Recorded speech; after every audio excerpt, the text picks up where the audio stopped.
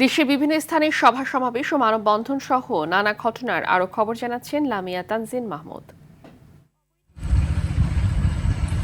ঝালকাঠির রাজাপুরের উত্তর পিংড়ি এলাকায় ৩ কৃষকের শতাধিক লাউসহ গাছ কেটে ফেলেছে দুর্বৃত্তরা। এতে লক্ষাধিক টাকার ক্ষতি হয়েছে। ৩ কৃষকের ক্ষেত নষ্ট হওয়ায় ফসল নিয়ে শঙ্কায় রয়েছেন স্থানীয় কৃষকেরা। টোটালে ১০০-র উপরে আমার লাউ গাছ ব্রাহ্মণবাড়িয়া বিজয়নগর উপজেলা সীমান্ত এলাকায় পৃথক অভিযানে বিপুল পরিমাণ মাদকদ্রব্য আটক করেছে বিজিবি। মেহেরপুরে গাংনী উপজেলার আরপাড়া মাঠ থেকে বৈদ্যুতিক সেচ যন্ত্রের ৬টি ট্রান্সফরমার চুরি হয়েছে। ভরা রবি মৌসুমে ট্রান্সফরমার চুরির ঘটনায় দিশেহারা কৃষকেরা। সাভারে পৌর এলাকা গেন্ডা ঢাকা আরিচা মহাসড়কের সার্ভিস লেনের সড়কের পাশে থেমে থাকা একটি বাসে আগুনে ঘটনা ঘটেছে, তবে এ ঘটনায় কোনো হতাহতের ঘটনা ঘটেনি। ত্রয়োদশ জাতীয় সংসদ নির্বাচনের তফসিল ঘোষণার ৪৮ ঘণ্টা পর শুরু হয়েছে কুমিল্লায় অবৈধ নির্বাচনী পোস্টার ও ব্যানার অপসারণ কাজ। এদিকে গাজীপুর ১ আসনের প্রার্থীদের বিলবোর্ড অপসারণে কাজ করছে উপজেলা নির্বাহী কর্মকর্তা ও সহকারী রিটার্নিং কর্মকর্তা। যশোরে ১০ম শ্রেণীর ছাত্রী নাদিয়া আক্তার নদীর হত্যার বিচার চেয়ে রাজপথে নেমেছে স্বজন ও স্থানীয়রা।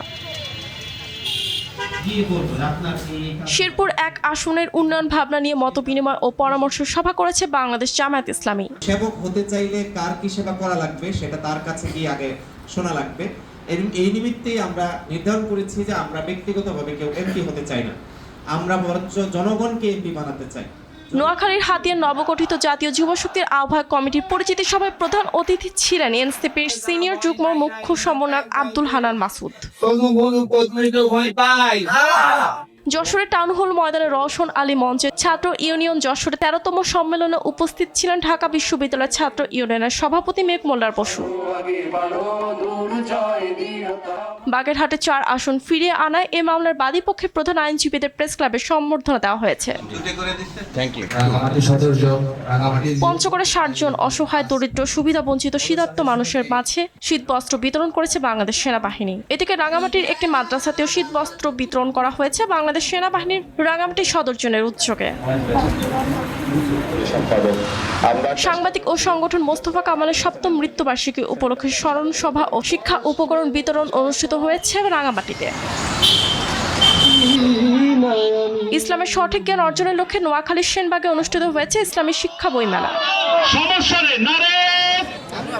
৩৫ বছর পূর্বে শিক্ষা গ্রহণ করা শিক্ষাগুরুদের সম্মাননা দিয়েছে এসএসসি ৯৫ ব্যাচ মৌলভীবাজার পরিবার।